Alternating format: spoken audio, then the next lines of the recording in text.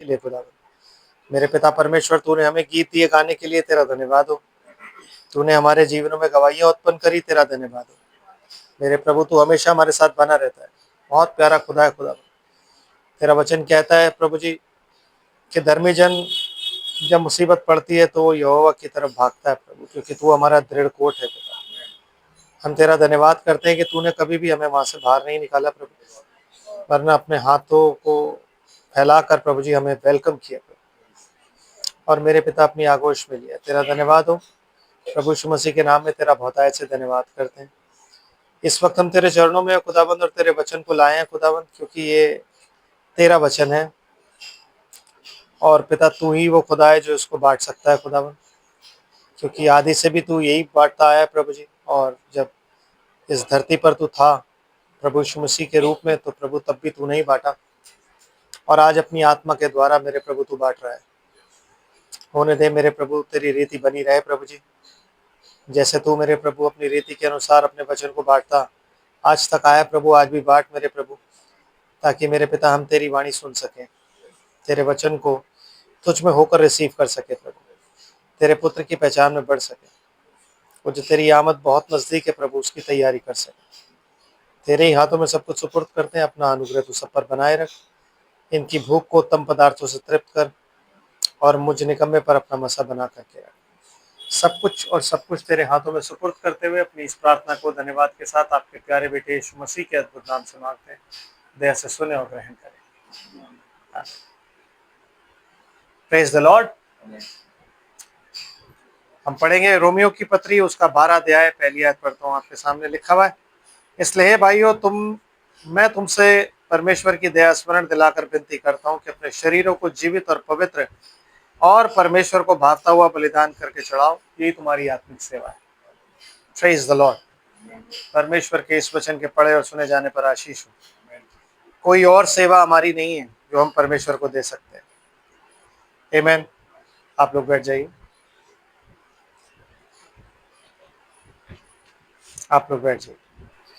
यही वजह है कि मसीह जगत की डॉक्ट्रिन में और हमारी डॉक्ट्रिन में थोड़ा फर्क है, क्योंकि मसीह जगत की जो डॉक्ट्रिन है वो समाज के साथ चलती है, हमारी जो डॉक्ट्रिन है वो समाज के विपरीत चलती है। मतलब हम बुरी बातें नहीं सिखाते। आमीन। समाज के विपरीत का मतलब है कि बुरी बातें नहीं सिखाते, लेकिन जो बाइबल की जेन्युइन जो बातें हैं वो ट्रेडिशंस और कल्चर्स उनके विपरीत होती है, जैसा कि आप लोग देखते आ रहे हैं। आमीन। दुनिया के लिए गॉडलीनेस होती है चर्च जाके बैठना। दुनिया के लिए गॉडलीनेस होती है कि आप गरीबों को खाना खिला दो और लैंड्स में अपने कपड़े बांट दो, और जो आप मीट नहीं खा रहे हो, जो आपके पैसे बच रहे हो, वो आप गरीबों को दे दो। ये सब डिनोमिनेशन सिखाती है। मतलब ये सिर्फ कैथलिक्स ही नहीं, आजकल तो ये सब के सब करते हैं, सारी डिनोमिनेशन से करती है। लेकिन जब आप बात करते हो मसीह की, तो मसीह का वचन आपको उससे थोड़ा ऊपर उठा देता है, क्योंकि मसीह के वचन में आने के बाद हमें पता लग जाता है कि हमारे जो जितने भी भलाई के काम है ना, सारे मैले कुचैले चिथड़े के समान है। इनसे हम कभी परमेश्वर के पास नहीं पहुंच सकते। परमेश्वर के पास पहुंचने के लिए वो बातें हमें दी गई हैं जो छोटी छोटी बातें जिन्हें दुनिया इग्नोर करती है। आमीन। और वो बातें खुदा ने हमें बोला कि ये बातें जब तक तुम में बनी रहेंगी तो मेरा वचन तुम में बना रहेगा, और जो तुम मांगोगे वो तुम्हें मिल जाएगा।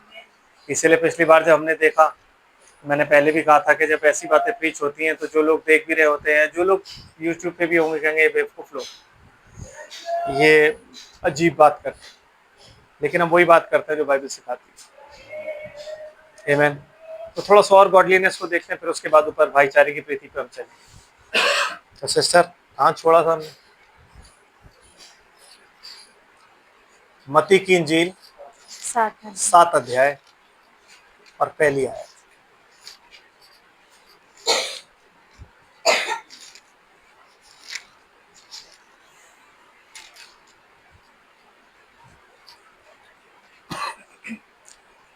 दोष मत लगाओ जी, कि तुम पर भी दोष ना लगाया जाए। दोष मत लगाओ कि तुम पर भी दोष ना लगाया जाए। देखो क्रिश्चियंस जो हैं उन्होंने ये बातों को कितने अच्छे से उठाया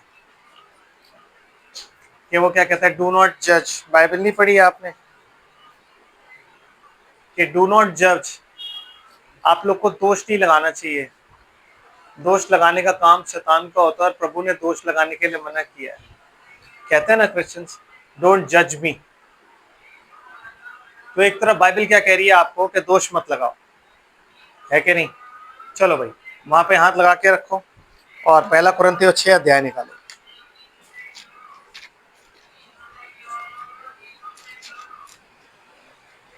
पहला कुरिन्थियों 6 अध्याय।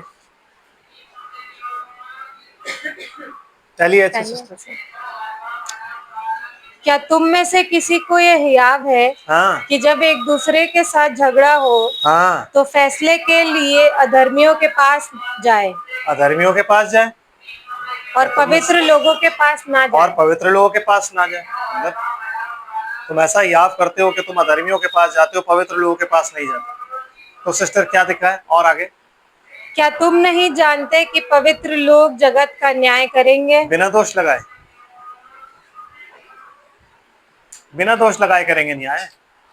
बिना दोष के कोई न्याय देखा है आपने? जब आप न्याय करते हो तो आपको दोष को सच्चा या झूठा ठहराना होता है। अगर आप दोषी, कोई व्यक्ति है जो दोषी है, उसको आप या तो दोषी ठहराते हो, और अगर कोई दोषी नहीं है तो आप उसे दोषी नहीं ठहराते, उसको बरी करते हो। तो ये क्वालिटी हमारे अंदर होती है। और पौलुस कह रहा है कि तुम नहीं जानते कि तुम स्वर्गदूतों का न्याय करोगे, और वहां यीशु मसीह कह रहा है दोष मत लगाओ। सो यीशु मसीह ने दोष लगाया नहीं लगाया? ब्रदर, जिस दोष की यीशु मसीह बात कर रहा है हम उसको समझे नहीं। थोड़ा सा आगे सिस्टर इसको पढ़ो, फिर मैं एक्सप्लेन करता हूँ। इसलिए जब तुम्हें जगत का न्याय करना है हाँ, तो क्या तुम छोटे से छोटे झगड़ों का निर्णय करने के योग्य नहीं? योग्य नहीं हो, तुम निर्णय भी नहीं कर सकते। आमीन। अब जब यीशु मसीह के पास मरियम मगदलीनी को लाया गया और यीशु मसीह ने मरियम मगदलीनी के लिए जब जमीन पे लिखना शुरू किया और उन लोगों को बोला, भाई जिसने पाप ना किया हो पहला पत्थर उठाओ और मार दो, है ना? तो धीरे धीरे सारे चले गए। तो जब सब चले गए उसके बाद यीशु मसीह ने क्या किया? मरियम से पूछा सब कहाँ गए?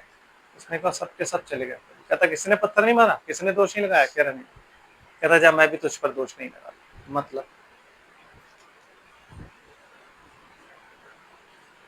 मतलब देखो, दोष लगाने का हक खुदा को है, और अगर आप खुदा में हो तो आपको भी है, अगर आप खुदा में हो। बट जब आप जज करते हो तो यीशु मसीह ने एक ही बात आपको सिखाई है कि आप पाप से घृणा करो, पापी से।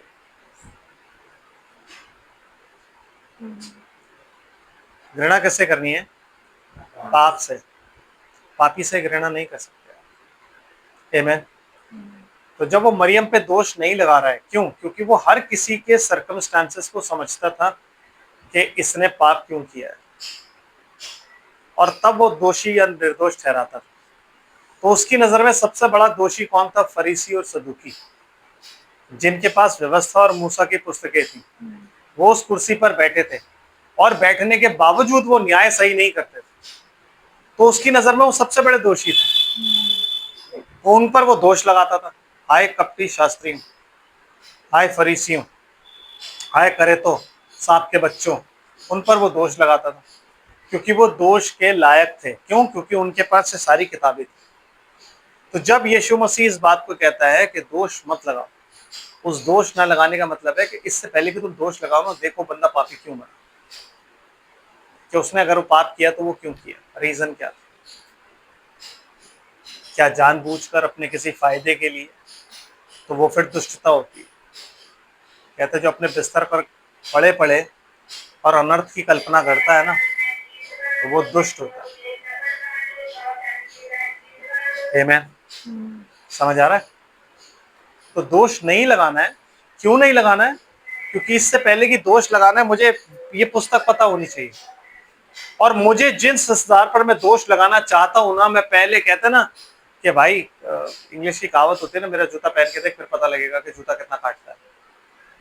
तो पहले उस जगह पे खड़े होकर देखना पड़ता है कि भाई इंसान दोषी बना तो क्यों बना, क्यों पाप किया उसने। और यीशु मसीह हर किसी को ऐसे ही जज करता है, इसलिए उसने किसी पे दोष नहीं लगाया। वो कहता मैं दोष लगाने नहीं आया हूं, मैं पापी ठहराने नहीं आया हूं, क्योंकि ही न्यू कि उन लोगों ने जिन्होंने भी पाप किया है उन्हें पाप के अधीन जानबूझ के किया गया है ताकि सब के सब बरी हो जाए।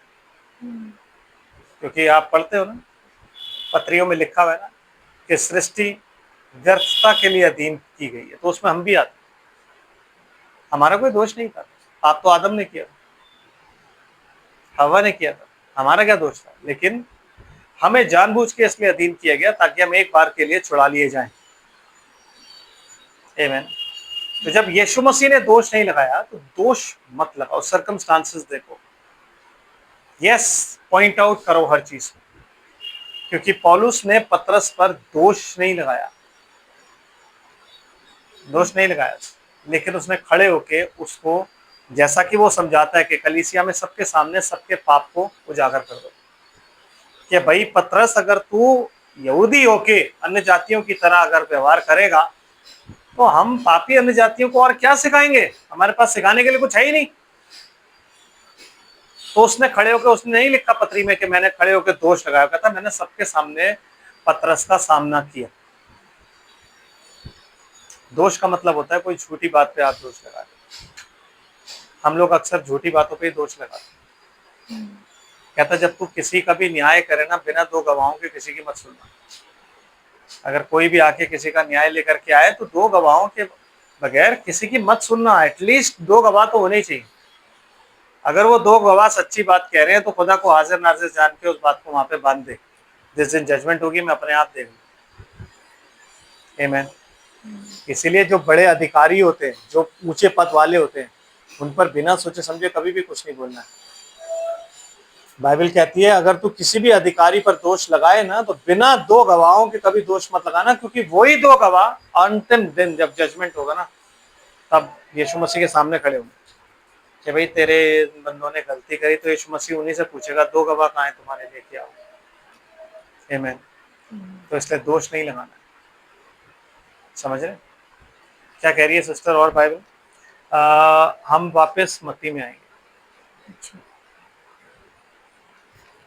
यस।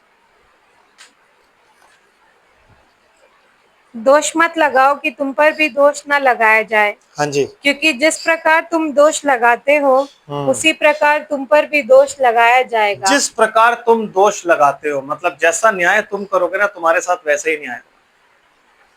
तो अगर आप दोष लगा रहे हो किसी आदमी पर किसी भी चीज का, तो वो दोष पलट के आपके ऊपर जरूर आएगा। आमीन। वो दोष पलटकर आपके ऊपर जरूर आएगा। तो कहता तू दोष मत लगा, नहीं तो अंत के दिन आपके ऊपर दोष तब नहीं लगाया जाएगा। आपके ऊपर दोष कब लगाया जाएगा? क्योंकि हम तो बरी समझ रहे हैं अपने आप, हम तो समझ रहे हैं हम तो साफ है बिल्कुल। लेकिन उस दिन जब जजमेंट होगी तब सीक्रेट जो गुनाह होंगे उसको लेके खुदा दोष लगाएगा। जरूरी नहीं है अगर मैं किसी पर खून का दोष लगा रहा हूं तो मैं भी फिजिकली खून कर लूं तभी मेरे पर दोष लगाया जाएगा ना। मैंने भी किसी न किसी को, अपने भाई को ही पागल बोला तो वो तो बड़ी छोटी सी बात है। खुदा कहेगा भाई तूने तो पागल बोला, ये देख दंड में, न्याय में दंड के योग्य तू। समझ रहे हो? तो जो चीज हम नजरअंदाज कर देते हैं ना, उन चीजों को लेके हम पर दोष लगाया जाएगा। इसलिए पौलुस कहता है कि उस दिन जब यीशु मसीह मेरे सुसमाचार के अनुसार तुम्हारे गुप्त बातों का न्याय करेगा, हृदय की सुसमाचार के अनुसार ही हमारा न्याय होगा। ये सुसमाचार जो अभी पढ़ा जा रहा है, 4 गॉस्पेल्स है ना, ये जो पढ़ा जा रहा है इसके अनुसार ही न्याय किया जाएगा। आमीन। फिर सिस्टर, और जिस नाप से तुम नापते हो उसी नाप से तुम्हारे लिए भी नापा जाएगा। मतलब आप इंसान को जितना भी नापते हो ना, उसी नाप से आपके लिए भी नापा जाएगा, मेरे लिए भी नापा जाएगा। हम अपने आप को जितना भी सीधा कह ले, नहीं हमने तो नहीं, ऐसा तो दोष नहीं है हमारे। लेकिन जिस नाप से आप नापोगे, सर्कमस्टांसेस वही आएंगे। खुदा जानबूझ के खड़े करेगा। क्यों? क्योंकि आपने उस चीज में अपने आप को अपने तय धर्मी ठहराया और अपने भाई का क्या किया? तिरस्कार किया कि मेरा भाई ये तो है ही ऐसी पापी है, ये है वो है।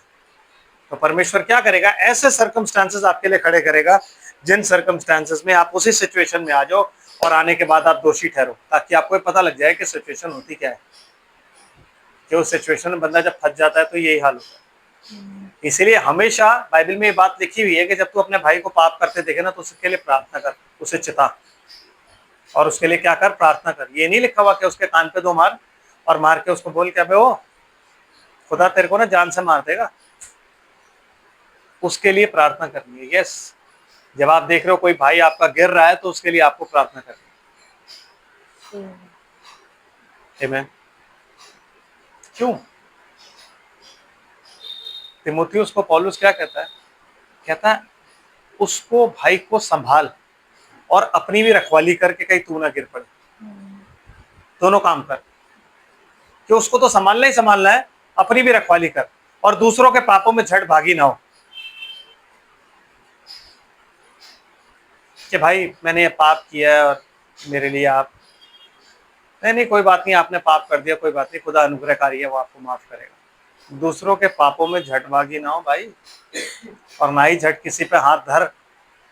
लेइंग ऑफ हैंड्स जो चर्चों में देखा है ना, बपतिस्मा लेके जैसे ही कोई आया आते ही लेइंग ऑफ हैंड्स होती है कि हम हाथ रखेंगे और पवित्र आत्मा दुनिया पा जाएगी, क्योंकि लोगों को अभी तक यही नहीं पता लेइंग ऑफ हैंड्स होता क्या है।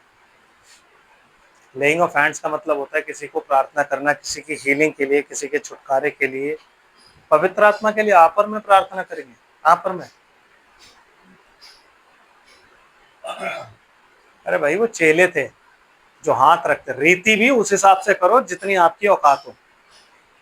अपनी औकात से बढ़कर अगर आप रीति दिखाओगे ना तो खुदा कहेगा ये क्या बंदे हैं यार जो मेरा ही मजाक उड़वा रहे हैं। आमीन। वो चेले थे, वो जिसमें हाथ रखते थे वो आत्मा मिलता था।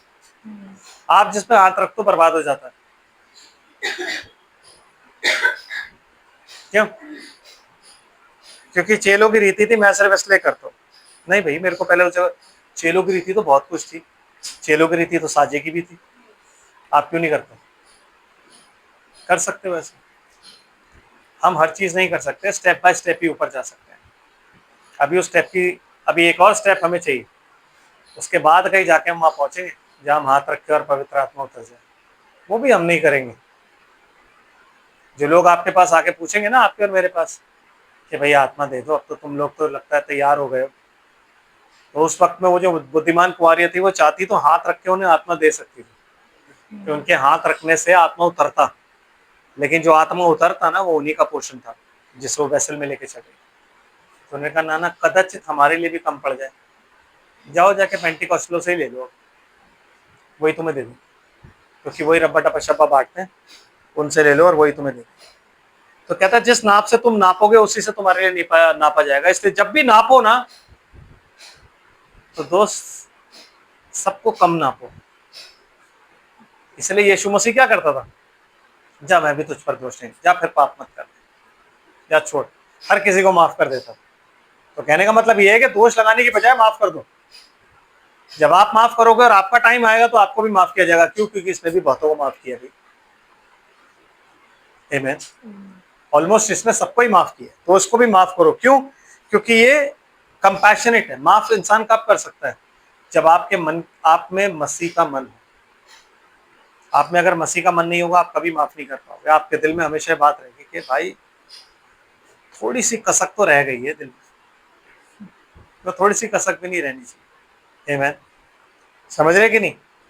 सिस्टर क्या कहता है? और तू क्यों अपने भाई की आंख के तिनके को देखता है जी, और अपनी आंख का लट्ठा तुझे नहीं सूझता? ये तो हमारी सबकी आदत है। खैर ये हमारी सबकी आदत है कि हम लोग क्या करते हैं, अपने भाई की आंख में जो छोटा सा तिनका होता है ना वो हमें दिख जाता है, और अपनी आंख का हमारा क्या होता है, लट्ठा, वो हमें नहीं दिखता। आमीन। और हम फट देनी ये भी कहते थे भाई तेरी आंख में ना तिनका है, इसलिए मेरे को दिखा, तुझे ना दिख नहीं पा रहा है, मैं तेरा तिनका निकाल देता हूँ। अपना लट्ठा हम नहीं देख पाते। तो ये लट्ठा हमारे सेम चीज है जो हमारे अंदर पाई जाती है। अगर उसमें एंगर पाया जाता है तो हम में एंगर का लट्ठा है ना? ये सारी चीजें हम में पाई जाती हैं। हम कभी कभी, जैसे कल ब्रदर टॉमी मॉर्स का मैसेज सुन रहा था ना, कहता मैं एक टाइम अनबिलीवर भी था, फिर मैं मेक बिलीवर भी बना और फिर मैं बिलीवर भी हुआ। तो ये हम सबके साथ होता है कि हम कभी कभी बिलीवर होते हैं, कभी कभी मेक बिलीवर होते हैं और कभी कभी अनबिलीवर होते हैं। आमीन। हम सारे के सारे ऐसे ही, लेकिन हमें अपने आप को जांचना है, इसलिए बातें लिखी गई। और ये इतनी गंभीर बातें हैं कि अगर हमने इनको अभी करेक्ट नहीं किया ना तो हम लोग ऊपर कभी भी नहीं जा पाएंगे। तो इससे पहले कि हम अपने भाई की आंख का तिनका देखें, हमें सिर्फ अपनी आंख के लट्ठे ठीक करने हैं। जब हम अपनी आंख के लट्ठे निकाल लेंगे ना, तिनका उसकी आंख का अपने आप ही नहीं दिखेगा। जब हमें ये पता होगा ना कि मेरी आंख में लट्ठा है, तो मैं अपने आंख की चिंता करूंगा ना, उसकी आंख की थोड़ी। मैं कहूँ भाई पहले अपनी आंख का लट्ठा निकाल लो यार, बाद में उसकी आंख का तिनका निकालते रहेंगे। आमीन। एक्चुअली जो मेरी आंख का लट्ठा है ना, वही मुझे उसकी आंख में दिख रहा है, तिनका। जो मेरी आंख का लट्ठा है, जब मैं देखता हूँ ना उसको, तो वही उसकी आंख में मुझे तिनका दिख रहा है, और वो मुझसे बर्दाश्त नहीं हो रहा। क्योंकि मैं ज्यादा राइचियस हूं ना, तो मैं सोचता हूँ मैं निकाल सकता हूँ। क्यों? क्योंकि मैं राइचियस हूं, क्योंकि मुझे लगता है मैं धर्मी हूं, मैं इस लायक हूं कि मैं निकाल सकता हूँ। आमीन। जबकि हम अभी किसी लायक नहीं है। हम सिर्फ एक ही लायक है, और वो लायक क्या होता है? दुआ। एक दूसरे के लिए दुआ करना। आमीन। सिस्टर जी क्या कहता है? जब तेरी ही आंख में लट्ठा है, हाँ, तो तू अपने भाई से कैसे कह सकता है ला मैं तेरी आंख से तिनका ला अपने निकाल दूं? भाई आ इधर, तेरी आंख का ना मैं तिनका निकालूं। मैं तेरी आंख में ना बड़ा साफ सा दिख रहा है ये तिनका, तो ला मैं इसे निकाल देता हूं। यीशु मसीह चिता रहा है आपको और मुझे। ब्रदर एंड सिस्टर, ये वो बातें हैं जिन बातों की वजह से हम लोग रैप्चर में बहुत से लोग नहीं जाएंगे, क्योंकि हमें सिर्फ दूसरों की आंखों के लट्ठे, तिनके जो हैं वो लट्ठे दिखाई देते हैं, अपनी आंख के लट्ठे नहीं दिखाई देते हैं। अपना तो हम कभी भी साफ कर लेंगे, हमें लगता है कि यार हम तो चल कोई नहीं, अभी भी कर लेंगे। लेकिन हमें सिर्फ अपना ही साफ करना है, दूसरे का नहीं साफ करना। दूसरे का खुदा खुद साफ कर देगा। आमीन। Yes sister. हे कपटी, पहले हे, आप कपटी तो भला काम करने जा रहे हो, लेकिन आप अपने भाई की कमी को दूर करने जा रहे हो, तो ये तो भला काम होता है कि नहीं? तो आप कपटी क्यों हैं? कपटी इसलिए हुआ है क्योंकि आप पहले अपनी सफाई नहीं कर रहे हो। ब्रदर, आपको और मेरा काम क्या? अपनी सफाई करना। दैट इज व्हाई हमें पहले जो हम प्रीच कर रहे होते हैं वो जीना होता है, ताकि हम दूसरे को फिर कह सके कि भैया समझो थोड़ा कैसे जीना चाहिए। अभी हम खुद तो जी नहीं रहे, जो हम प्रीच कर रहे हैं, जो हम पढ़ रहे हैं, जो हम सुन रहे हैं, हम खुद तो जी नहीं रहे, हम दूसरों को शिक्षाएं बांट रहे हैं। यू नो, अगर ये हमारा जीवन है तो हम कौन हो गए? कपटी। कपट भरा हुआ हमारे अंदर। उस कपट को अपने अंदर से निकालने के लिए हमें जो कुछ भी इस वचन में लिखा है वो जीना है, ताकि अगला बंदा हमारे जीवन को देख के पलट जाए, हमारे स्वर्गीय पिता की वो तारीफ करे। और अगर हम सिर्फ पढ़ रहे हैं और दूसरों को सिखा रहे हैं और खुद नहीं जी रहे हैं, तो सबसे बड़ा कपटी तो मैं ही हो गया, कि भाई मैं दूसरों को तो शिक्षाएं बांट रहा हूं और खुद मैं कह रहा हूं कि चलो कोई नहीं, मैं तो पादरी हूं, मेरे से पूछे। I am not answerable to anyone. मुझसे क्वेश्चन पूछेगा कौन? क्योंकि एंजल मेरे साथ रहता है, वो तो भस्म कर देगा सबको। यस, एंजल से सब डरते हैं, क्योंकि अगर किसी ने भी मुझसे सवाल पूछा तो फिर वो गया काम से। मेरी अथॉरिटी ऐसी है। आमीन। तो ब्रदर एंड सिस्टर, मुझे वो जीना हो, और उस जीने में एक चीज ये भी आती है कि दोष मत लगा किसी पे। आमीन। सब अपना अपना कर्म कर रहे हैं, करने दो। वो अपना कर्म कर रहा है, आप अपना कर्म करो। आमीन। आगे चलते हैं। हे कपटी, पहले अपनी आंख में से लट्ठा निकाल ले, तब तू अपने भाई की आंख का तिनका भली बाती देखकर निकाल सकेगा। भली बाती तब निकाल सकेगा, पहले अपनी आंख का लट्ठा, पहले अपनी कमियां घटिया दूर कर ले, उसके बाद तू अपने भाई की आंख का तिनका भी निकाल ले। पहले भाई की आंख का मत निकाल, पहले अपना साफ कर। यस। एंड पवित्र वस्तु कुत्तों को ना दो। पवित्र वस्तु कुत्तों को मत दो। पवित्र वस्तु क्या होती है? सॉरी, वचन। किसको नहीं देना है वो हमें? कुत्तों को। पहले कुत्ता है। कुत्ते कौन है?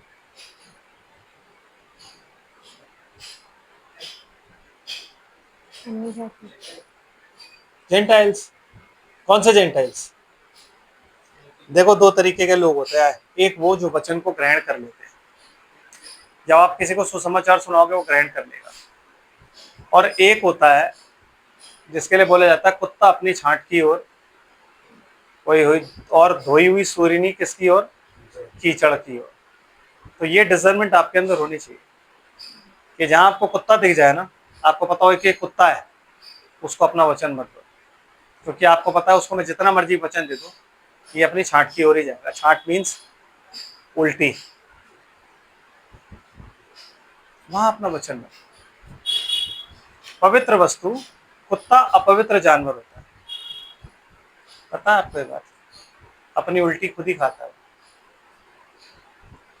इसलिए यीशु मसीह ने हमें क्या बोला पता है, बेटों की रोटी लेके किसके आगे डालना, कुत्तों के आगे डालना सीखना, क्योंकि हम उस टाइम में कौन थे, कुत्ते। अन्य जाति कौन होते हैं, कुत्ते जो अपनी उल्टी खुद ही खा लेते, अपना गंद खुद ही खा लेते और उसको बड़े प्राउडली बताते हैं कि हम तो गंदे हैं। आमीन। क्या कहता पवित्र वस्तु है ना, कुत्तों को नहीं थे। और सिस्टर, और अपने मोती सुअरों के आगे मत डालो। सुअरों के आगे भी मत डालो। सुअर कौन होते हैं, जिनमें दुष्टात्माएं भरी हुई होती है ना, सुअर, उनके आगे अपने रेवलेशन अपना मत दो, क्योंकि जब तुम अपना रेवलेशन उनके आगे डालोगे ना, रिलीजियस सो कॉल्ड लोग, कितनी आत्माएं थी, 6000 के करीब सेना, कितने सुअरों में घुस गई, एक में 3। रिलीजियस स्पिरिट, हाँ, सुअर की स्पिरिट जो होती है वो रिलीजियस स्पिरिट होती है। आमीन। तो उनको अपने मोती मत दो तुम, क्योंकि वो क्या करेंगे, सिस्टर क्या लिखा हुआ है, ऐसा ना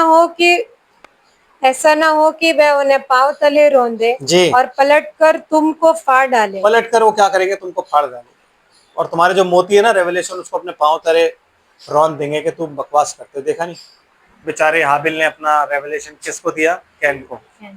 उसने क्या किया, अच्छा पैरों तले उसके रेवलेशन को पहले तो रौंदा, अच्छा, और फिर उसके बाद क्या किया, उसी को फाड़ डाला के लिए खून से ही छुटकारा है ना, मसीह आने वाला है ना, तो तू ही मसीह ले, तेरे पास ज्यादा रेवलेशन है, तुझे ही मैं चढ़ाऊं। खुदा तेरी भेंट स्वीकार कर रहा ना, तुझे स्वीकार करेगा खुदा। समझ आ रहा है, कहता है प्रतिज्ञा का सॉरी शरीर का जन्मा हुआ प्रतिज्ञा के जन्मे हुए को हमेशा सताएगा। वो यही है, जो शरीर से जन्मे होते हैं ना, वो जो प्रतिज्ञा से आप लोग जो बैठे हो जन्मो यहाँ पे, जब उनको वचन की बातें सुनाते हो ना, तो वो आपको सताएंगे। और उनका सताना यही है, क्योंकि वो किस चीज से चढ़ते हैं, आपसे नहीं चढ़ते, आपके उस रेवलेशन से चढ़ते हैं जो खुदा ने आपके अंदर डाल के भेजा है। क्योंकि वो रेवलेशन ही ये बताता है कि आप परमेश्वर की संतान हो, और इस बात से वो चढ़ते हैं। शैतान किसी चीज से सबसे ज्यादा नहीं चढ़ता जितना वो रेवलेशन से चढ़ता है, क्योंकि रेवलेशन में ये पता लगता है कि शैतान अब क्या करेगा, रेवलेशन में पता लगता है कि शैतान का अंत क्या है, रेवलेशन में ये पता लगता है शैतान कैसे कार्य करता है, हर चीज। नहीं तो शैतान के बारे में 2 बातें हमारी बाइबल में, इज़केल में भी लिखी और आयजाया में भी लिखी, लेकिन हमें पता कब चली, जब हमें रेवलेशन मिला। अभी तक तो हम यही सोचते रहते थे कि ये तो शायद उस राजा के बारे में लिखा हुआ है, हमें क्या पता है। ये तो मैं बाद में जाके पता लगा कि ये बातें किसकी, लूसीफर की बात है, शैतान की बात है। तो वो सबसे ज्यादा चिढ़ता रेवलेशन से, क्योंकि एक्सपोज करता है रेवलेशन उसको। हाबिल ने उसको एक्सपोज किया, इसलिए उसने हाबिल को मार दिया। जो भी उसे एक्सपोज करेगा उस पर वो एक्शन लेता है, अटैक करता है। आमीन। Yes sister. मांगो तो तुम्हें दिया जाएगा, हाँ जी। ढूंढो तो तुम पाओगे, हाँ, खटखटाओ तो तुम्हारे लिए खोला जाएगा। अच्छा ठीक है, फिर मांगो तो तुम्हें क्या दिया जाएगा, अनंत जीवन। ओके, और ढूंढोगे तो पाओगे क्या, उसका मार्ग, और खटखटाओगे तो खोला जाएगा क्या, द्वार है। तो क्या हो गया, मार्ग, सत्य और जीवन मैं हूं, आमीन। उसी के बारे में यहाँ पे कह रहा है। सारी चीजें सही हैं बिल्कुल। सत्य एक द्वार है, जो जब खुलता है तो आप कहाँ एंटर करते हो, किंगडम ऑफ गॉड। जब आप ढूंढते हो उस मार्ग को तो तुम आप पाते हो। आप ऐसे कभी भी नहीं पाओगे। आप सोचोगे ना मैं घर में ही बैठा रहा हूँ, मार्ग अपने आप ही मेरे पास चलता चलता आ जाएगा, कभी भी नहीं आएगा। मार्ग आपको ढूंढना होता है, क्योंकि आप भटकी हुई भेड़ों की मानंद घूम रहे हो। इस वक्त भी आपके पास मार्ग तो है, लेकिन डेस्टिनेशन नहीं पता आपको कहाँ है। क्या पता है? क्योंकि हम जो है विश्वास से चलते हैं, आंखों से नहीं देखा चलते। तो अगर आप आंखों से देखी चलते तो आपको पता होता सामने दरवाजा है, लेकिन आपको पता ही नहीं है सामने दरवाजा है, तो आपको हर बार ढूंढना है। आमीन। तो ये 3 जो कोशिशें आपको कभी कम नहीं करनी। क्या क्या आपको हर वक्त मांगना है ताकि आप पाओ। आपको हर वक्त ढूंढना है, आपको हर वक्त खटखटाना है। Keep knocking the door. उस बुढ़िया की तरह, उस विधवा की तरह, जो एक अन्यायी आदमी का दरवाजा खटखटाती रहती, मेरा न्याय चुका, मेरा न्याय चुका, मेरा न्याय चुका। खटखटाते रहो। जब तक आपकी दुआएं पूरी नहीं हो जाती, खटखटाते रहो।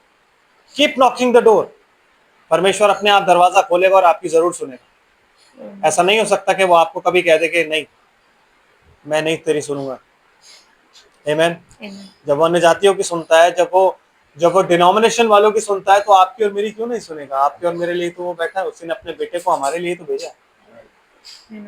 आमीन। Yes sister. क्योंकि जो मांगता है उसे मिलता है, जी और जो ढूंढता है वह पाता है, जी। और जो खटखटाता है उसके लिए खोला जाएगा। तो अगर आप ये कहते हो भैया हम तो मांग मांग के थक गए, मैं मिल नहीं रहा है, तो आप परमेश्वर को झूठा ठहरा रहे हो। हमने तो भैया बड़े दरवाजे खटखटा लिए, हमारी तो कोई सुनवाई नहीं हो रही। आप परमेश्वर को झूठा ठहरा रहे हो। समझ रहे हो कि नहीं? क्योंकि वो अपने वचन में क्या कह रहा है। आप इस वचन को ही कोट करो ना कि तेरे वचन में लिखा है, तो मेरे लिए खोल। मैं मांगता हूं तुझसे, मुझे दे, तेरे वचन में लिखा है तो मुझे दे। आमीन। चलो जी आगे चलते, थोड़ा एक्सप्लेन कर रहा है खुद ही खुदा क्या लिखा हुआ। तुम में से ऐसा कौन मनुष्य है कि यदि उसका पुत्र उससे रोटी मांगे तो वह उसे पत्थर दे, या मछली मांगे तो उसे सांप दे? जी। अतः जब तुम बुरे होकर अपने बच्चों को अच्छी वस्तुएं देना जानते हो, तो तुम्हारा स्वर्गीय पिता अपने मांगने वालों को अच्छी वस्तुएं क्यों ना देगा? क्यों ना देगा? इस कारण जो क्यों कुछ ना देगा? जब तुम बुरे होकर देते हो तो तुम्हारा स्वर्गीय पिता तो बहुत ही अच्छा है। तो पहली बात तो आपको एक्सेप्ट करना है कि हम बुरे हैं। तो अगर हम बुरे होकर भी अपने बच्चों को अगर अच्छी वस्तु दे सकते हो तो बहुत अच्छा है। तो आपको भली वस्तु क्यों नहीं देगा? बशर्ते कि आप जो वस्तु मांग रहे हो वो भली है। कंडीशन ये है, बाइबल में बता दिया है, बशर्ते कि आप जो वस्तु मांग रहे हो वो भली है। आप सांप मांगते रहोगे तो सांप तो नहीं देगा ना आपको, ले सांप ले लो। आमीन। You must ask according to his will. आमीन। Yes sister. इस कारण जो कुछ तुम चाहते हो कि मनुष्य तुम्हारे साथ करे, इस कारण जो कुछ तुम चाहते हो कि मनुष्य तुम्हारे साथ करे, तुम भी उनके साथ वैसा ही करो। बिल्कुल जैसे को तैसा। अगर आप चाहते हो कि भाई बहन मेरी इज्जत करे, मैं चाहता हूं तो मुझे भी बहन की इज्जत करे। अगर मैं चाहता हूं कि मैं भाई मुझे प्यार करे मेरा भाई, तो मुझे उससे पहले प्यार करना है ताकि वो बाद में मुझे प्यार करे। और ऐसा नहीं होता कभी भी कि आप पहले प्यार करते हो तो आपको प्यार अचानक एकदम मिल जाता है। No no no. पहले तो आपको लानत ही मिलती है, क्योंकि ये होता है फिर टेस्ट भी तो है। टेस्ट भी तो दोगे आप कि नहीं? बिलीवर हो तो टेस्ट तो देना ही पड़ेगा। और खुदा आपका तो अच्छे वाला टेस्ट लेगा, क्योंकि आप अपने आप को ब्राइड कहते हो। तो जब वो टेस्ट लेगा तो कैसे लेगा? आप प्यार कर ही जा रहे हो, अगला बंदा प्यार नहीं कर रहा है, आप कह रहे हो यार अजीब पानी है ये। लेकिन आपको वो करते रहना है। क्यों? क्योंकि आप चाहते हो कि मनुष्य, बेशक वो मनुष्य आपके साथ वैसा नहीं कर रहा, दूसरा करेगा। तो अगर आपको इज्जत चाहिए तो इज्जत पाने का सबसे अच्छा तरीका क्या होता है? इज्जत करो, इज्जत दो। जब आप इज्जत दोगे तो इज्जत मिलेगी। जब आप प्यार दोगे तो प्यार मिलेगा। जब आप पहुनाई करोगे तो आपकी पहुनाई की जाएगी। आप जो कुछ भी करोगे वो आपके साथ किया जाएगा। आमीन। तो वो आपको ये देखना है कि मैं क्या क्या कर सकता हूँ और क्या क्या मुझे दिया जाएगा, खुदा मेरे को क्या क्या देगा। आमीन। समझ आ रहा है? यस सिस्टर, क्योंकि आ जाइए आ व्यवस्था जाइए। क्योंकि व्यवस्था और भविष्यद्वक्ताओं की शिक्षा यही है। क्योंकि व्यवस्था और भविष्यद्वक्ताओं की शिक्षा क्या है? यही है। हमने तो सुना है, लेकिन कि उनकी शिक्षा ये है कि जो तुमको एक आंख के बदले आंख और दांत के बदले दांत और कान के बदले कान, यही तो शिक्षा हमने सुनी है। बट वो तो कह रहा है भविष्यद्वक्ताओं की और व्यवस्था की शिक्षा ये है कि जिसको अगर प्यार चाहिए तो वो प्यार बांटे, इज्जत चाहिए तो इज्जत बांटे, दौलत चाहिए तो दौलत बांटे। अगर दौलत भी चाहिए तो दौलत बांटे मिलता है, अगर दौलत नहीं बांटेगा तो दौलत मिलेगी भी नहीं, है कि नहीं? Amen. अगर वो लोगों पे खर्चा नहीं करेगा तो खुदा उस पर खर्चा नहीं करेगा, क्योंकि उसकी सारी इन्वेस्टमेंट क्या है? लोगों पे खर्चा, मसीह लोगों पे, अपने भाई बहनों को खिलाना पिलाना। और अगर वो काम नहीं करेगा तो खुदा उसके लिए भी कुछ नहीं करेगा। समझ आ रहा है जी? अब्राहम इतना ज्यादा धनाचय क्यों था? धनाचय मतलब इतना धनवान क्यों था अब्राहम?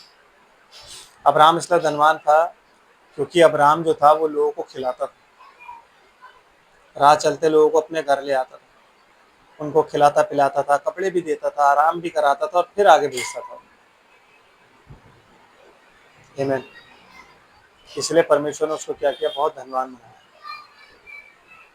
आप और मैं भी अगर कुछ चाहते हैं परमेश्वर से, तो उसका एकमात्र तरीका क्या है? कि हम वही चीज बांटें जो हमें चाहिए। समझ रहे हैं ना? जो आप बांटोगे वो आपको वापस मिल जाएगा। कैसे मिलेगा सिस्टर? सकेत फाटक से प्रवेश करो, जी। क्योंकि चौड़ा है वह फाटक और सरल है वह मार्ग जो विनाश को पहुंचाता जो है। विनाश को पहुंचाता है। सकेत फाटक मतलब इंग्लिश की बाइबल में क्या लिखा है? Strait. Strait is the gate. Strait है ना, ये वाला स्ट्रेट है। और ये स्ट्रेट क्या होता है? पगडंडी होती है, मतलब एक ऐसी जगह जहां से पानी पास होता है, दो तीन जगहों से पानी आके एक छोटा सा ऐसा स्ट्रेट होता है और उससे ये पास होता है। कहता है स्ट्रेट इज द गेट। पानी ही वो मार्ग है जिससे आप परमेश्वर में प्रवेश करते हो, बपतिस्मे के द्वारा। आमीन। छिड़काव से नहीं, डूब के। सकरा है वो मार्ग और लोग उसमें जाना नहीं चाहते। आप बपतिस्मा जितना मर्जी प्रचार कर लो, जिसके दिमाग में बैठा हुआ है ना कि नहीं यार हमने तो लिया है, हम दोबारा क्यों लें, है ना, वो किसी भी हालत में नहीं लेगा। क्यों? क्योंकि वो मार्ग जो है सकरा है, बहुत कम लोग उसमें से जा रहे हैं। लेकिन वो चौड़ा मार्ग है जहाँ पे एक नहीं 3 गेट है, तो आप आराम से जा सकते हो। एक पिता, एक पुत्र और पवित्र आत्मा का गेट। तो अगर करोड़ों की भी भीड़ है तो 3 बड़े बड़े गेट है, आराम से निकल जाओगे। क्योंकि आपने जो बपतिस्मा लिया हुआ उसमें पिता भी शामिल, पुत्र भी शामिल और पवित्र आत्मा भी शामिल है। अब आपको किस चीज की रोक? तीनों ही आपके पास है। शुक्र मनाओ उसके नाम से बपतिस्मा नहीं हो रहा, नहीं तो वो भी हो जाती है, चौथा गेट भी हो जाता। आपको पता ही क्या है अभी, ये तो बाइबल में लिख दिया गया है, पिता पुत्र पवित्र आत्मा के नाम पे बपतिस्मा, नहीं तो मरियम के नाम पे आजकल बपतिस्मे हो रहे होते। समझ आ रही है जी? तो आपके लिए जो मार्ग है ना वो बहुत ही सकरा है।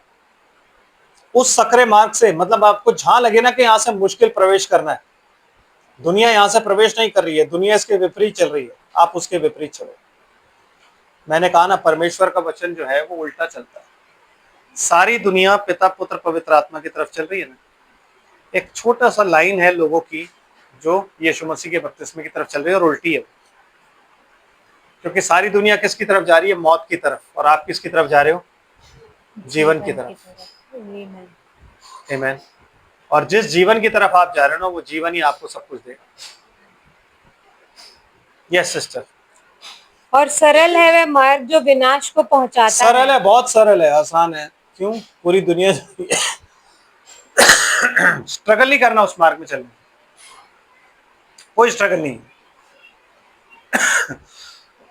डगमगाने लग जाओगे तो ये भाई है, चर्च सपोर्ट करेगा, पैसों से सपोर्ट करेगा, हर चीज से सपोर्ट करेगा, नौकरी दिलवाएगा, पढ़ाई करवाएगा, हॉस्पिटल में भिजवाएगा, हर चीज का सपोर्ट, सरल है, बहुत सरल मार्ग है। क्यों? सारी फैसिलिटीज हम आपको दे रहे हैं। आमेन। यही वजह है कि झारखंड में जूते खा रहे हैं सही, क्योंकि फैसिलिटीज ही इतनी देने की हमें आदत हो गई। हम मसीह में लाने के बाद लोगों को ना क्या बना देते हैं, बच्चा, स्पून फीडिंग वाला, कि नौकरी भी हम देंगे, ये भी हम देंगे, वो भी, वो क्या हमें क्या लेना देना। फिर मेहनत खुद करने दो ना, इंसान को अपना पसीना खुद कमाने दो अपने टैलेंट पे। Who are you? Who are you? मेरा काम था यीशु मसीह के पास लाना और ये बताना है कि अपना क्रूस उठाओ और उसके पीछे चल पड़ो। फिर देखो कितने लोग आते हैं, है ना। दुनिया छोड़ना बहुत आसान है भैया, बपतिस्मा सब ले लेते हैं, लेकिन जब सबको पता लगता है ना कि ये भी छोड़ना पड़ेगा, वो भी छोड़ना पड़ेगा, क्या रह रहा है भैया, ये तो बेवकूफ लोग हैं, इतना थोड़ी ना होता है, इतना थोड़ी ना छोड़ते हैं। अब हमने दुनिया में जीना है, रहना है, तो ये सब तो देखो करना पड़ेगा। समाज, और जब उसी समाज पर मुसीबत पड़ेगी तब सारे एकदम से चिल्ला पड़ते हैं, भाई हम तो क्रिश्चियन हैं, हम अलग हैं, मसीह के लोग हैं हम। तब हम खुदा को जमीन पे लाने की कोशिश करते हैं कि किसी तरीके से आके हमारे साथ खड़ा हो जाए। और वो समय आने वाला है जब जितने भी लोग ये कह रहे हैं ना समाज के साथ चलना है, वो चाहेंगे कि वो मसीह के साथ चलने, लेकिन तब चल नहीं पाएंगे। आमेन। आमीन। जी सिस्टर जी। और बहुत से हैं जो उससे प्रवेश करते हैं। बहुत से है जो उससे प्रवेश करते हैं, करेंगे नहीं, करते हैं। उस टाइम में भी कर रहे थे, फरीसियों के द्वारा, सदुकियों के द्वारा। आमेन।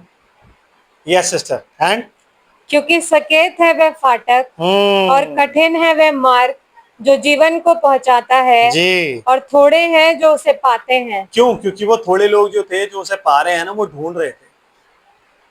आमीन। ऊपर लिखा हुआ है ना, ढूंढोगे तो पाओगे। तो वो लोग हैं जो उस मार्ग को ढूंढते हैं, आज भी ढूंढ रहे हैं, हम जैसे ढूंढते हैं।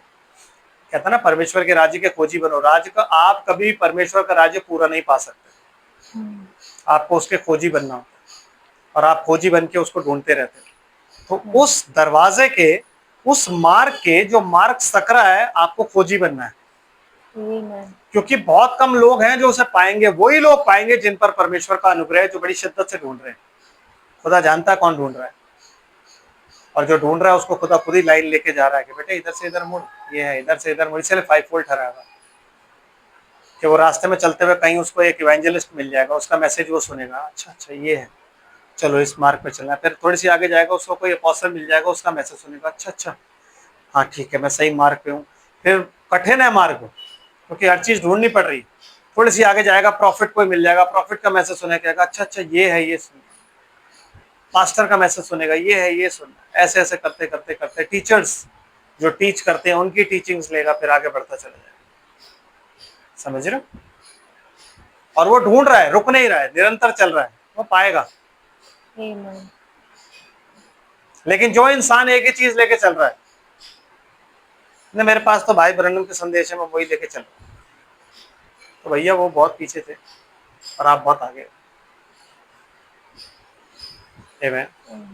आप उससे आगे बढ़ाए, और अगर अभी तक आप वहीं हो ना, तो आपका मेमने से अभी तक ब्याह का बोझ शुरू भी नहीं हुआ। आमीन।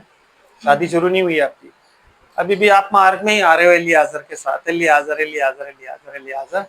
और जब आप कहते हो नहीं हमारी तो, हम तो दुल्हन है, तो आप दूल्हे को एक ही कहानी सुना रहे हो। पता एलियाजर आपके बारे में ये कहता है, एलियाजर ये कहता है, एलियाजर, और दूल्हा एक दिन इरिटेट हो जाएगा, कहेगा तू एलियाजर से ही शादी कर ले, एक काम कर, उसी के साथ रह, नीचे मैं तो जा रहा हूँ अपनी दुल्हन को लेके ऊपर।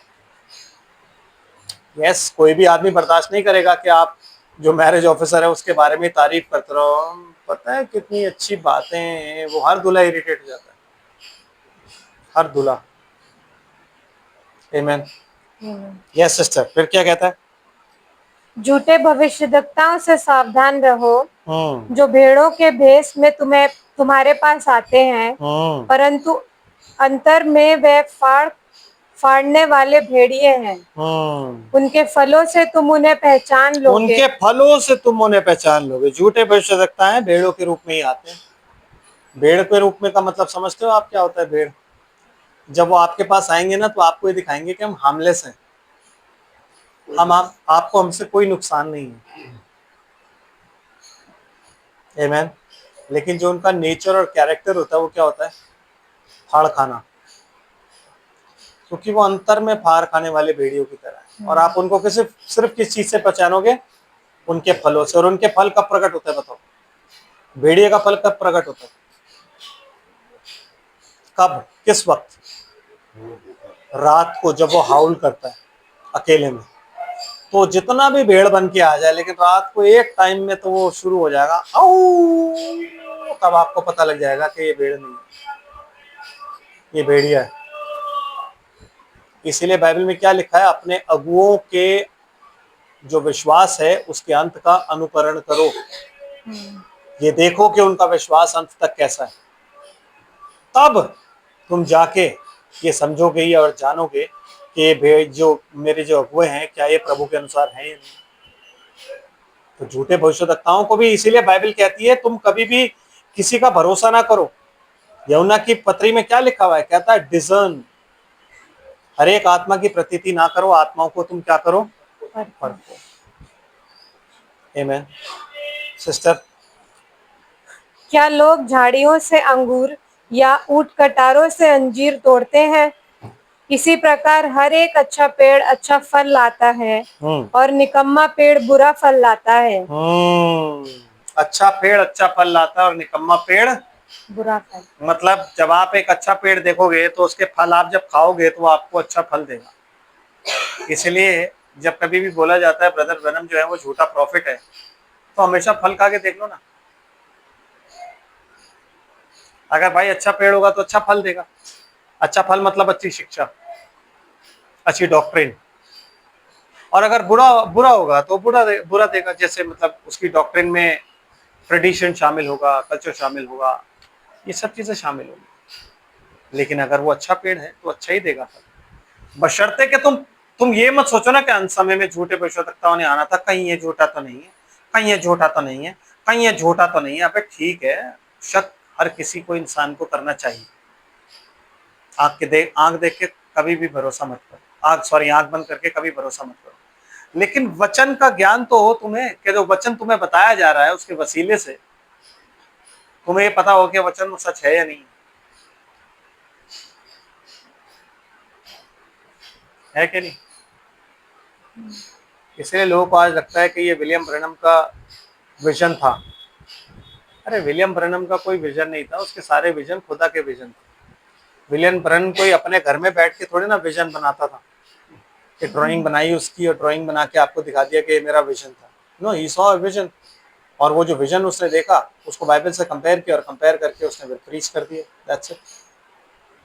आपको मैच करता है तो ठीक, नहीं मैच करता है तो भी ठीक, बात खत्म। आमेन। यस सिस्टर, फिर क्या कहता है? अच्छा पेड़ बुरा फल नहीं ला सकता और ना निकम्मा पेड़ अच्छा फल ला सकता है जी। जो पेड़ अच्छा फल नहीं लाता वह काटा और आग में डाला जाता है। यस, ये आपको दोष लगाने की, आपको न्याय करने की जरूरत नहीं है। सिंपल सी बात है कि जो पेड़ अच्छा फल नहीं लाता वो काटा और आग में झोंका जाता है। That's it. तो इसमें आपको और मेरा रिकमेंडेशन की जरूरत नहीं है कि अच्छा पेड़ है और ये बुरा पेड़ है। आपका काम है कि आपने परखा और अगर पेड़ बुरा फल दे रहा है तो आप उस पेड़ से हट जाते। सिंपल। उसको काट के आग में झोंकना ये काम आपका नहीं, खुदा का है। ये आपका और मेरा काम नहीं है। क्योंकि यीशु मसीह एक बार एक पेड़ के पास गए, उन्हें फल खाने की इच्छा हो रही थी, फल का समय भी नहीं था। उन्होंने देखा इसमें फल नहीं जा, तो सब कभी फल ना लगे। और दूसरे दिनों क्या हुआ? पेड़ सूख गया। आमीन। तो जब से यीशु मसीह आया, जब से परमेश्वर का राज आया, तब से कुल्हाड़ा जो है वो पेड़ों की जड़ पर रखा हुआ है। जो भी पेड़ अच्छा फल नहीं लाता, चाहे वो आप और मैं ही क्यों ना हो, क्योंकि हम पेड़ों की मानंद पाए जाते हैं। तो अगर हम भी अगर अच्छा फल नहीं लाए तो फिर क्या होगा? हमें काटा जाएगा और आग में झोंका जाएगा। तो हमारे लिए जरूरी ये है कि अभी सही। और पेड़ को अच्छा फल लाने के लिए किस चीज की जरूरत होती है मालूम? पानी की। पानी की कि नहीं? और पानी क्या है? परमेश्वर का वचन। आप इसे जितना अपने अंदर डालोगे ना, ये उतना ही बाहर अच्छे फल निकालेगा। और जितने अच्छे फल बाहर निकलेंगे ना, उतने ही आप फलों से जाने जाओगे कि आप अच्छा पेड़ हो। और जितने ज्यादा फल आप में लदेंगे ना, उतने ही आप झुके हुए हो। आप कभी भी यूं नहीं खड़े हो, खपच्चियां लगी होती जैसे यहाँ पे बांध के सीधा आपको किया होता, आप ऐसे नहीं हो। आप हमेशा झुके रहो, हम्बल रहोगे, दीन रहोगे। वहीं से लोगों को पता लग जाएगा कि भाई ये पेड़, जैसे हमारे पादरी सिंह होते, फलों से लदे पेड़ थे वो, इतने दीन थे कि वो बच्चे से भी ऐसे बात करते थे ना प्यार से, जैसा बच्चा उनसे श्रेष्ठ है। कैसे हो बेटे, क्या है, आओ बैठो, बाइबल की बातें बताते थे, आओ तुम्हें परमेश्वर के बारे में बताओ। हमें तब गुल्ली डंडा खेलना होता था, हम कहते थे भाई भाई साहब मैं 5 मिनट में आया आपके लिए पानी लेके। उन्हें पता होता था कि ये पानी लेने नहीं जा रहा है, ठीक है जाओ जाओ लेके आओ, और हम भाग जाते थे। और आज बड़ा मिस करता हूँ मैं कि उसके साथ, अगर उनके साथ थोड़ा समय ही बताता ना तो कुछ सीखने को मिलता। वो थे, आज की तरह नहीं, साइकिल पे घूमते थे, जेलों में जाके कैदियों को छुड़ा के लेके आते थे, उनके घर बसाते थे हैं? वो थे, अपने घर की कभी चिंता ही नहीं करी। वो एक पेड़, ऐसा पेड़ था जो मैंने आज तक वैसा पेड़ नहीं देखा। आमीन। तो पेड़ अपने फलों से ही पहचाना जाता है। आज की डेट में तो आप जितने पेड़ देख रहे हो नोट भरने में लगे पड़े। पादरी पर सीबीआई के केस और ये चीजें ठोक रहे हैं, क्यों? क्योंकि वो मुझसे पहले कैसे लेके चला गया। आमीन। Yes sister please. इस प्रकार उनके फलों से तुम उन्हें पहचान लोगे। जी जी जी। जो मुझसे हे प्रभु कहता है, उनमें से हर एक स्वर्ग के राज्य में प्रवेश ना करेगा। क्योंकि पूरी दुनिया, जब आप यीशु मसीह के बारे में बोलोगे ना, पूरी दुनिया हे प्रभु कहती है। कह रही है कि नहीं कह रही? हर एक व्यक्ति बहुत धर्मी है, हे प्रभु दुआएं हे प्रभु करके। हे मैं कहता हूं उनमें से हर एक मेरे राज्य में प्रवेश नहीं करेगा जो हे प्रभु कहता है। आमीन। क्या होगा? परंतु वही जो मेरे स्वर्गीय पिता की इच्छा पर चलता है। देखो, सिर्फ हे प्रभु कहने से आप धर्मी नहीं हो जाते। वचन के सुनने वाले नहीं, वचन पर चलने वाले ग्रहण किए जाएंगे। इसलिए वो क्या कह रहा है, हर कोई नहीं स्वीकारा जाएगा, ग्रहण किया जाएगा। वो ग्रहण किया जाएगा जो मेरे स्वर्गीय पिता की इच्छा पर चलता है। अब ये आपके और मेरे हाथ में है कि स्वर्गीय पिता की इच्छा को जाने। हम दुआ से मालूम नहीं कर सकते, आपके सामने लिखी हुई है। आप बैठ के ही जप नहीं सकते, मुझे अपनी इच्छा बता मैं क्या करूं, इच्छा बता मैं क्या करूं। ये पढ़ो भाई, ये पढ़ो। और जहां आपको लगता ना व्यवस्था को वो लोप करने आया, तो उसने खुद ही बोल दिया, व्यवस्था और भविष्यवक्ताओं की पुस्तकें भी यही कहती है क्या, कि तू दोष मत लगा, तू प्यार कर, तू ये कर, तू वो कर। तो आपको वो भी पढ़ना है, क्योंकि अगर आपने ये पढ़ लिया और वो नहीं पढ़ा तो यीशु मसीह कहता तुम ये भी करते रहते और उसे भी ना छोड़ते। तो दोस्त मेरे, ये भी करते रहो और उसे भी ना छोड़ो। यही चीज यीशु मसीह ने बताई ना, है ना? न्यू टेस्टमेंट भी फॉलो करते रहते, ओल्ड को भी नहीं छोड़ते। आमीन। तो जो भी हे प्रभु कर रहा है वो नहीं जाएगा, सिर्फ जो स्वर्गीय पिता की इच्छा पर चल रहा है वो ही जाएगा, उसके अलावा और कोई नहीं जाएगा। सिस्टर बताइए आगे क्या लिखा। उस दिन बहुत से लोग मुझसे कहेंगे, हे प्रभु। किस दिन? उस दिन, किस दिन?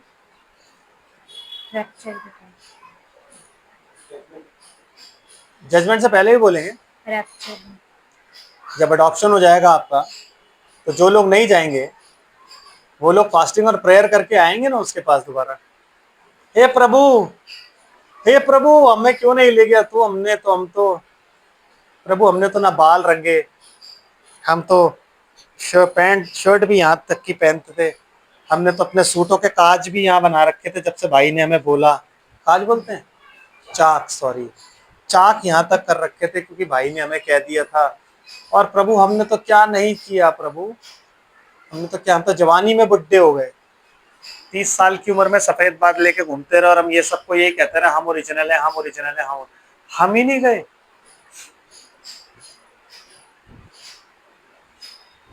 बाइबल में ये सब चीजें नहीं लिखी हुई, आपको करनी है, लिखी है कहीं नहीं लिखी। आत्मा जब आता है ना, वो आपको सब कुछ बताता है कि आपको करना क्या है, Amen. वो आपको सब सिखाता है। बाल रंगने या नहीं रंगने, ये भी वही सिखाएगा। जहां तक रही भाई ब्रनम की बात, तो उन्होंने अलाउ किया कि भैया अगर तुम्हारे हेयर ग्रे हो गए हैं और तुम चाहते हो कि उनको कलर करो तो कर लो ब्लैक, लेकिन ब्लैक करो, तोतों की तरह मत बन जाओ, हरे ऑरेंज, तोते की तरह मत बन जाओ, इंसान लगो। आमीन। तो उस दिन बतेरे ऐसे होंगे जो आके कहेंगे प्रभु, क्या कह रहे सिस्टर, बोलो बेचारे गरीब, क्या हमने तेरे नाम से भविष्यवाणी नहीं नहीं की? करी, हम तो चर्च में थे प्रभु, हमारे पास तो वो कुरंथियों की दान भी था, जो कुरंथियों में भविष्यवाणी का दान है, हम लोग प्रोफेसी करते थे मेरे प्रभु। और तेरे नाम से दुष्ट आत्माओं को नहीं निकाला? कहाँ कहाँ हम नहीं गए, दुष्ट आत्माएं निकाली, सब कुछ किया, दुष्ट आत्माओं के नाम तक पूछे हमने। हाँ, अपना नाम बता, दुष्ट आत्मा में बताती थी मेरा नाम यह है, अच्छा चल निकाल। मैंने तो ये भी सुना है कि एक आदमी में 60 दुष्ट आत्माएं थी और 60 दुष्ट आत्माओं ने भाई को अपना नाम बताया। पहले उन्होंने एक को निकाला, दूसरी है, बोला तू अपना नाम बता, उसने बोला मेरा नाम ये है, चल तू निकल, तीसरी है, उसने तू अपना नाम बता। ऐसे करते करते कोई 60 दुष्ट आत्माएं थी भाई, उन 60 ने अपने नाम बताए। भाई हम तो नाम पूछते हैं। अच्छा भाई, नाम पूछते हो, नाम पूछते हो? यीशु मसीह ने किसका नाम पूछा? सिर्फ एक ही का। क्यों पूछा उसका नाम? वो ही एक दुष्ट आत्मा ऐसी थी जो यीशु मसीह को परमेश्वर की शपथ धरा के कह रही थी मुझे मत निकाल। दुष्ट आत्मा यीशु मसीह को परमेश्वर की शपथ धरा कर कह रही है मुझे मत निकाल। तो यीशु मसीह ने कहा तू है कौन, पहले तो तू ये बता जो परमेश्वर की शपथ मुझे धरा के कह रही है कि मुझे मत निकाल, कौन है तू? उसने बोला मैं सेना हूं। कह रहा अब रिक्वेस्ट रख, हमें ऐसे समय से पहले मत, तेरे सुअरों में भेज दे हमें, ठीक है जाओ। आमीन। Amen. समझ आ रहे हैं? तो हमने तुम्हारे नाम से क्या क्या किया, भविष्यवाणियां की, दुष्ट आत्माएं निकाली, और सिस्टर क्या कह रहे? और तेरे नाम से बहुत से आश्चर्य कर्म नहीं किए? नहीं किए क्या? इतना बड़ा धोखा हमारे साथ। हमने अपनी पूरी जिंदगी मैसेज में हो, मैसेज में हो, मैसेज में हो पूछ पूछ के गुजार दी हैं? जो भी हमसे मिलता था हम कहते थे मैसेज में हो, वो कहता था नहीं हम तो वचन में है, तो हम उसे हकीर जानते थे। क्यों? क्योंकि वो मैसेज में नहीं था। और आज हम मैसेज में होके ही बाहर होगा, हमारी जिंदगी मैस बन गई, मैस एज हो गए हम। आमीन। समझ रहे? फिर क्या हो? तब मैं उनसे खुलकर मैं कह आपको ये दूंगा। पता क्यों कह रहा हूँ कि ये चीजें डिनोमिनेशन वाले नहीं पूछेंगे भैया, उन्हें तो पता हम नहीं जाएंगे। जब रैप्चर होगा तो डिनोमिनेशन वालों को कभी पता नहीं होगा रैप्चर हो गया। सिर्फ 2 लोग जानेंगे, wise virgin and foolish virgin. सिर्फ 2 लोग। वाइज बदल जाएंगी और वो चले जाएंगी, फूलिश बाल नोचेंगी और सबसे पहले अपने पादरियों को पकड़ेंगी जिन्होंने उन्हें कहा था कि तुमने बाल नहीं रंगने, यहां तक कि चाक पहननी है, और तुम्हें ये नहीं करना, और आदमी औरत तुम दोनों अपने घर में अलग अलग रहोगे, तुम दोनों एक साथ नहीं मिल सकते, क्योंकि वो अगर तुम कभी भी प्यार करोगे तो लस्ट होगी, वो तुम्हें लस्ट में नहीं जीना। यस, ये प्रीचिंग है। पता नहीं कौन सी शादी करवा रहे हैं, मेरे तो समझ में नहीं आ रहा, कौन सी बाइबल पढ़ी है, मेरी यही नहीं समझ आ रहा। क्यों कहता लस्ट में नहीं जियोगे तुम? और पौलुस कह रहा है कि लस्ट की वजह से हर एक पति का पत्नी हो और एक पत्नी का पति हो। और वो प्रीच ये कर रहे हैं, अभी रिसेंटली की प्रीचिंग बता रहा हूँ, चर्च में प्रीच हो रहा है। तभी तो मैं हैरान होता हूँ ना औरों को देख, औरतें बुढ़ी हो जा रही हैं, आदमी बेकार हो चले जा रहे हैं। क्यों? क्योंकि भाई आदमी और औरत दोनों अलग अलग बेडरूम में सोते होंगे, लेकिन वो चर्च में आकर हाँ हालेलुया। और वो उन्हें क्यों करना है? क्योंकि उन्होंने प्रभु भोज लेना है, और प्रभु भोज आप ऐसे नहीं ले सकते। मानते हो? ये टीचिंग चल रही है इन लोगों की। यही वो लोग हैं, प्रभु मैंने तो कभी अपने आदमी को आदमी नहीं समझा, मैं तो हमेशा उसे ये समझा कि तेरी देह है। मेरा भाई है वो बाहर भी मेरा भाई था, चर्च में ही मेरा भाई था। और भाई कहेगा मैंने अपनी बीवी को हमेशा अपनी बहन समझा, चर्च में मेरी बहन थी और बाहर भी मेरी बहन ही थी, वो घर में भी। बच्चे मामू बोलने लग गए मेरे को और बीवी को बुआ बोलने लग गए घर में। यही तो प्रचार है, यही तो प्रचार है कि किसी ने बच्चे अगर पैदा भी करने हैं तो वो डर के मारे नहीं करेगा कि कहीं मैं लस्ट ना कर दूं और मेरे को तो प्रभु भोज लेना है, क्योंकि हर हफ्ते प्रभु भोज हो रहा है। क्यों? क्योंकि भाई ने वहां पे बोल दिया। और भाई का तो कहा हुआ वचन जो है वो सत्य वचन है, वो तो आसमान पे लिख दी गई है चीज। यस, ऐसे बेवकूफ भाई हैं जो ये प्रचार कर रहे हैं, और ऐसी बेवकूफ जनता है जो सुन रही है, जिसने बाइबल ही नहीं पढ़ी। जैसे शादी के मायने नहीं पता तो शादी करी क्यों रहे हो तुम लोग? रक्षाबंधन मना लिया करो। यस, क्योंकि तुमने तो बच्चे ऐसे पैदा करने ना कलाम से। ये वही लोग हैं जिन्होंने ब्रदर ज्ञान को बोला था झूठा है वो, जो हमने बच्चे पैदा करने हैं कलाम से करने हैं, कलाम से करने हैं। अच्छा भाई, कमाल की चीज हो। तो खुदा ने फिर बंदे को बंदा बनाया ही क्यों है? आमीन। समझ आ रहा है? ये वो लोग हैं जो लोग बहुत ईमानदारी से जी रहे हैं, लेकिन ईमानदारी से गलत जी रहे हैं। Yes, they are very no, they are not foolish. उनको क्या कहते हैं? नबी कहता है इनको, they are sincerely wrong people. Sincerely wrong, बहुत सिंसियर लोग हैं लेकिन गलत है, और उन्हें बेचारों खुद ही नहीं पता कि वो गलत है। तभी तो कहता है कि तू नंगा, भागा, कंगाल सब कुछ है। वो बाहर डिनोमिनेशन को नहीं कह रहा है बात, कलीसियाई काल के दूत को कह रहा है कि कलीसिया को बोल। तो कलीसिया कह रही है कि मैं अमीर हूं, मुझे किसी वस्तु की घटी नहीं, मेरे पास सब कुछ है। उसे कह रहा है तू अभागा, क्योंकि नबी कहता है ये वो स्थिति है जिसमें आदमी नंगा उसे पता नहीं, अंधा उसे पता नहीं, कंगाल है उसे पता नहीं, अभागा उसे पता नहीं। ये वो स्थिति है।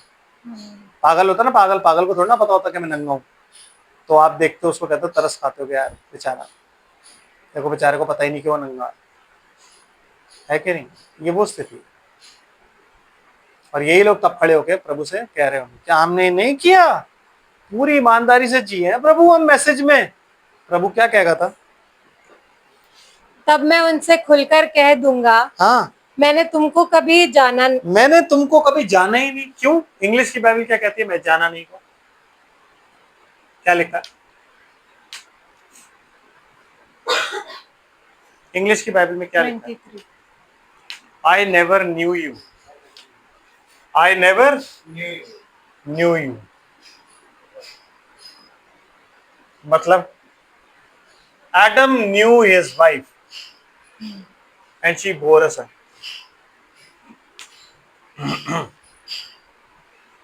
Adam knew his wife. David knew his wife Bathsheba. She bore a son called Solomon. मतलब मैंने तुम्हें कभी जाना नहीं, मतलब तुम्हारा और मेरा तो कभी इंटीमेसी हुई नहीं। तू तो मेरी कभी पत्नी नहीं थी, तू तो मेरी कभी दुल्हन ही नहीं थी। I never knew you. क्यों? क्योंकि तू हर वक्त एलियाजर की बात करती रहती थी। अभी रिसेंट एक पेज है, उस पर पेज पे मैंने देखा कि एक गोला उन्होंने ऐसा बना रखा है, 3 गोले बना रखे हैं, तीनों अलग अलग रंग से बनाता हूँ। एक गोला उन्होंने ऐसे बना रखा है, फिर उन्होंने एक गोला जो है वो उसके साथ में ऐसा बना रखा है, फिर उसके साथ में एक गोला और बना रखा है ये। ठीक है जी? हाँ, ये गोला जो है ये कौन है? क्राइस्ट। ये गोला कौन है? Marriage officer, marriage officer. और ये गोला कौन है? ब्राइड।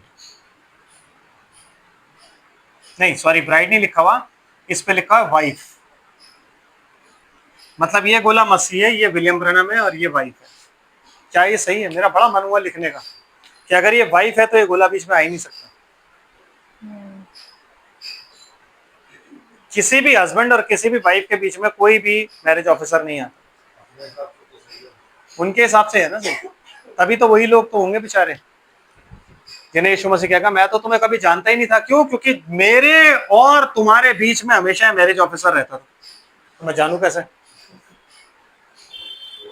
मेरे और तुम्हारे बीच में तो हमेशा मैरिज ऑफिसर रहता था। भाई प्रणाम कहते हैं, कोट पढ़ेंगे, उसमें क्या लिखा हुआ है? कोट पढ़ेंगे।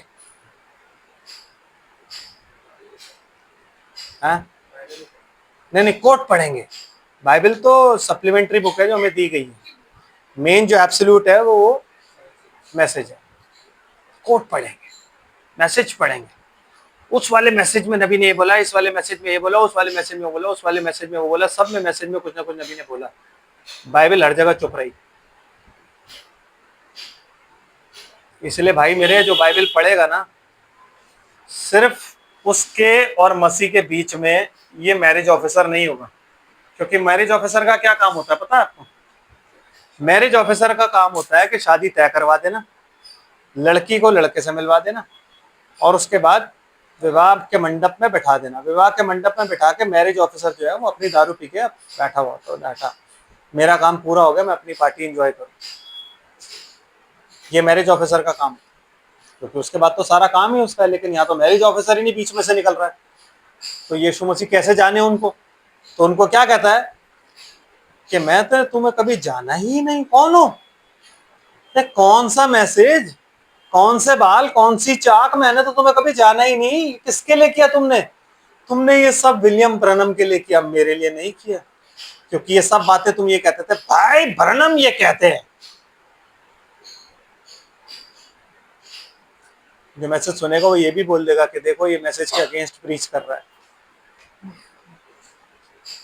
आई डोंट केयर मैं क्या प्रीच कर रहा हूँ, मुझे पता है। Yes sister. हे कुकर्म करने वालों, हे कुकर्म करने वालों, माय गॉड, वो लोग जो बेचारे यीशु मसीह के नाम से जिए, यीशु मसीह के नाम से हर संडे को चर्च गए, अपना जीवन परिवर्तित कर दिया, अपने आदमियों के अधीन रही, और जने कितना पवित्रता से जीवन बिताया, उसको यीशु मसीह ने क्या कह दिया? सीधा छूटते ही हे कुकर्म करने वालों। कुकर्म पता है आपको क्या होता है? इनिक्विटी, दुष्टता, विकेटनेस हो गई ना। कुकर्म मतलब इनिक्विटी। इनिक्विटी मतलब जो आप जानते हो कि मुझे करना चाहिए और वो आप नहीं कर रहे हो, उसे कहते हैं इनिक्विटी। कुकर्म का मतलब ये जितने भी काम थे तुम्हारे, ये सारे तुमने कुकर्म में होके किए, क्योंकि तुम ढोंगी थे। यस, तुम सब ढोंगी थे। तुम्हें भाई जब माँ से बोलते थे ऐसा रखना है तो तुम ऐसा करते थे। तुम्हें जब भाई बोलते थे बाल नहीं रंगने तो तुम नहीं रंगते थे। तुम्हें ये डर होता था कि भाई चर्च से निकाल देंगे अगर हम बाल रंग के गए। तुमने मेरे लिए कुछ नहीं किया, तो तुम जो कुछ भी कर रहे हो, क्या कर रहे हो? ढोंग। इसलिए हम ढोंग नहीं चलाते। हमारा काम है वचन प्रचार करना, हमारा काम है पवित्र आत्मा आपके पास लेकर के आना, हमारा काम है पवित्र आत्मा से आपका मेल कराना। बाकी आत्मा सिखाएगा, मैं थोड़ी ना सिखाऊंगा। मैं अपने आप को नहीं सिखा पाया, आपको क्या सिखाऊंगा? है कि नहीं? मैं खुद को नहीं सुधार पा रहा हूं, आपको क्या सुधारूंगा? समझ रहे हो? तो कहता उनको है कुकर्म करने वालों। और सिस्टर क्या कह रहा है? हे कुकर्म करने वालों, मेरे पास से चले जाओ। जी, इसलिए जो कोई मेरी ये बातें सुनकर उन्हें कौन मानता सी है। बातें? ये बातें कौन सी? जितनी अभी हमने पढ़ी है, 5 से और 7 तक। कह रहा है जितने मेरी ये बातें, इसका मतलब आप ये समझ लो बाकी का पूरा गॉस्पेल और बाकी की पूरी बाइबल जो है वो इन बातों पर आधारित है। चेलों को जो भी रेवलेशन मिला वो इन बातों का मिला है, और इन बातों को इन्होंने आगे एलैबोरेट करके जो खुदा ने रेवलेशन दिया उसने पूरी पत्रियों में वो फिर लिखा हुआ। तो कह रहा है इसलिए मेरी ये बातें, क्या? इसलिए जो कोई मेरी ये बातें सुनकर उन्हें मानता है, वह उस बुद्धिमान मनुष्य के समान ठहरेगा जी। जिसने अपना घर चट्टान पर बनाया। अब आप दुनिया भर के चर्चेस में घूम लो, वहां पे एक ही दुआ होती है, प्रभु तेरा धन्यवाद है तूने हमारा घर चट्टान पर बनाया, और वो चट्टान मसीह है। ये जो 5 से और 8 तक की बातें ना, ये चट्टान है ना ब्रदर। बाकी सारे तो आश्चर्य कर्म है उसके, ये बातें चट्टान है। तो मसीह की जो बातें हैं वो क्या है? चट्टान। और ये बातें चट्टान है। अगर आपने ये बातों में चूक कर दी तो आपने अपना घर चट्टान पर नहीं बनाया हुआ ब्रदर। हमारे घर चट्टान पर नहीं बने, इसीलिए बाइबल जो है ना, 7 सील 7 चर्च एजेस, बहुत अच्छी बात है, पढ़ो लिखो समझो, लेकिन ये मिस कर गए ना तो आप नीचे ही हो, यहाँ कभी भी नहीं पहुंच पाओगे, क्योंकि गॉडलीनेस का मतलब ही यही है।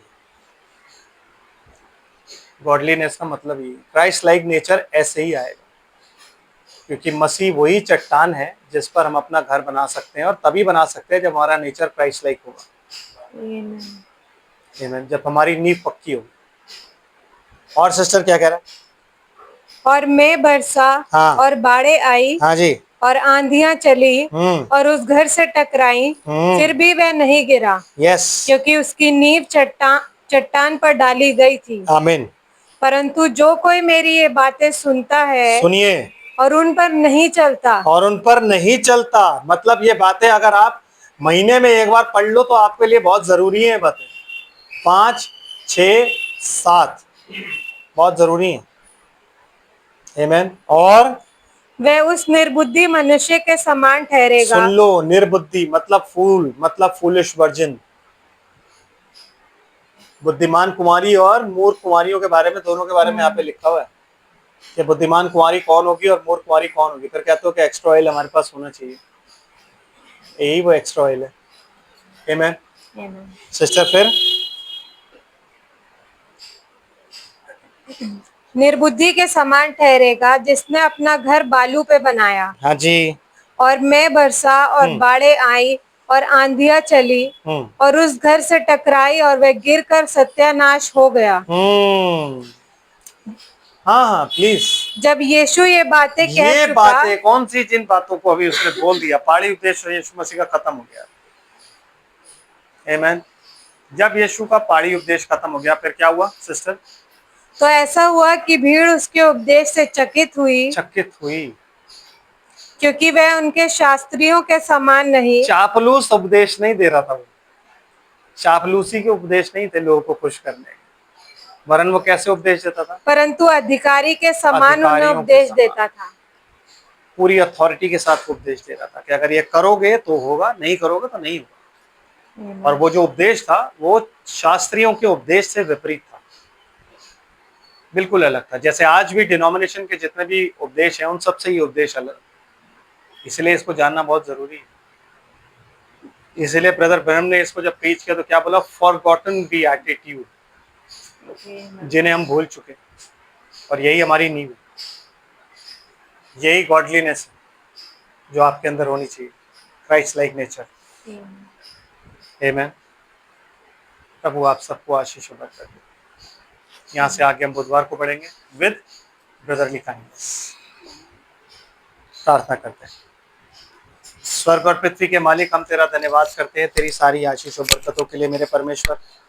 तेरा धन्यवाद है मेरे प्रभु जी आज के इस दिन के लिए मेरे प्रभु, इस अच्छे संदेश के लिए जो तूने हमें दिया है मेरे प्रभु जी। तेरा धन्यवाद हो, तेरी महिमा तेरी बड़ाई हो, तेरी स्तुति प्रशंसा और तारीफ युगानी युग तक होती रहे। इस वक्त के लिए धन्यवाद करता हूँ प्रभु जी। मेरी प्रार्थना है कि जो कुछ भी तेरे वचन में से बताया गया है प्रभु, हमारे हृदय की पट्टियों पे लिखे और हम उसके मुताबिक अपने जीवन को चलाएं और तेरे अनुग्रह और तेरी आत्मा में बढ़ते रहें।